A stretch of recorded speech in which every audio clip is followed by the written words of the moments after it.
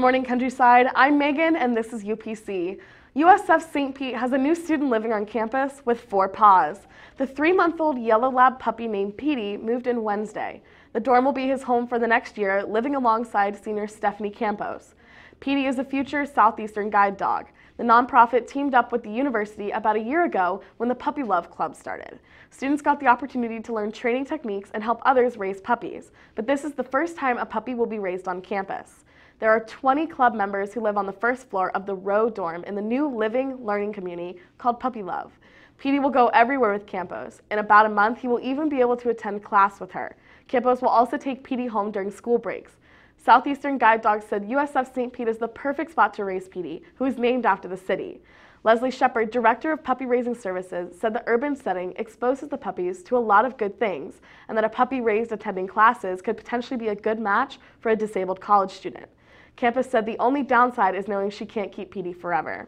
After spending about 14 to 16 months with Campos, Petey will go back to Southeastern Guide Dogs for another 6 months of intensive harness training. Trainers will then decide if he should be matched with a visually impaired person, a veteran with PTSD, or another disability. Southeastern Guide Dogs said it hopes it can place more puppies to be raised at USF St. Pete in the future.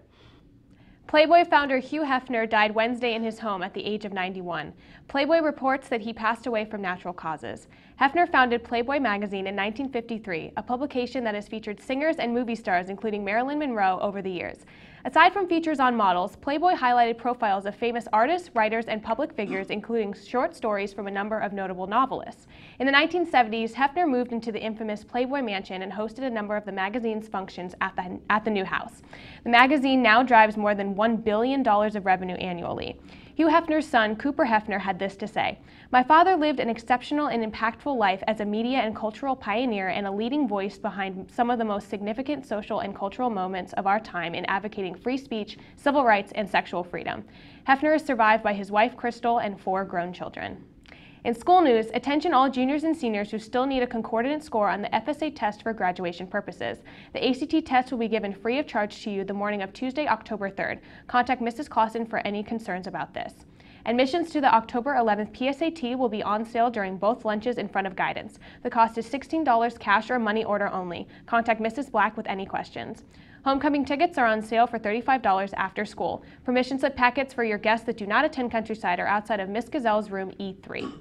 The A-Week Boutique is open daily during both lunches until October 6th for homecoming attire. Youth and Government will be meeting today after school in room M1. We'll be discussing bill ideas, fall delegate convention, and how to use the Deledex. You don't want to miss it. Key Club will be having a meeting next Tuesday, October 3rd in B2. All Gold Gang members, as well as student body, come out to the student parking lot at 6:30 to paint up and pump up for tonight's game at Eastlake, against Eastlake. Let's show up Eastlake's Blue Crew and pack the stands. This is not just for Gold Gang. All students are welcome. Countryside Spirit Week is next week. This year's themes are Homecoming T-shirt Day on Monday, Wear Purple to raise awareness for cancer on Tuesday, Wacky Tacky Tourist Day on Wednesday, Neon Moon theme on Thursday, and Show Your Countryside Pride by wearing garnet and gold for Spirit Day on Friday. Students must follow the modified dress code.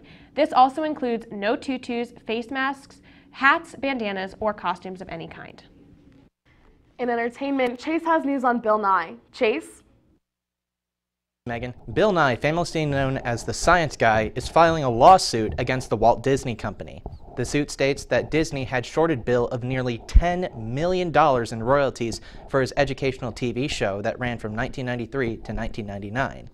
Bill also stated that a letter he received in 2008 claimed he had to repay a large portion of his earnings, and a handful of documents showed that his royalties were being withheld, which totaled to $28 million. Nye will be taking Disney to court in Los Angeles, California within the upcoming week. That's all I have in entertainment. Now back to the news desk. A school district in Wisconsin is requiring all dress-wearing students and guests to send photos of their attire before they can buy tickets to its homecoming dance next month. The Pewaukee High School policy, an extension of the Pewaukee School District's dress code, is aimed at keeping students from being ejected from the event for showing too much skin. But it's not new. It's been around since January of 2015. But a reminder emailed to families on Tuesday has some students and parents chafing at the requirement, calling it sexist and micromanaging. And it comes as girls and women nationally are pushing back at dress codes they see as body shaming and directed almost exclusively at the female body. Dress codes have been around for years, most districts have one, but they become increasingly controversial in recent years. Girls were told they should wear dresses they would feel comfortable wearing to a formal event at your church. A new bill proposed on Monday by a South Florida representative calls for the state to pay the tuition costs of many Florida students at state colleges, but there's a catch. Representative Chevron D. Jones of West Parkfield to create a program to cover the total cost of tuition for Florida residents whose household income is under $125,000 annually. The program is called the Sunshine Scholarship Program. But the catch? The Sunshine Scholarship Program would offer students free college tuition if they agree to live and work in Florida after graduating. If the bill passes, anyone who receives free college tuition as a part of the program is required to live and work within the state for the same period of time he or she received funds from the program. If they choose to move or work outside of the state after graduation, they will be required to repay the total tuition cost plus an annual interest rate equal to the federal student loan interest rate in effect under the student enter the program. The Sunshine Student Program shall provide funding for 100% of any eligible student's tuition at a Florida college system institution for up to 72 credit hours for an associate degree program and 120 credit hours for a bachelorate degree program, the proposal reads. Additionally, the funding would apply only to tuition, not other costs associated with college such as textbooks and additional student fees. The bill is filed for the 2018 legislative session, which starts in January. That's all we have for you today on UPC. Thank you for watching and happy birthday, Regan.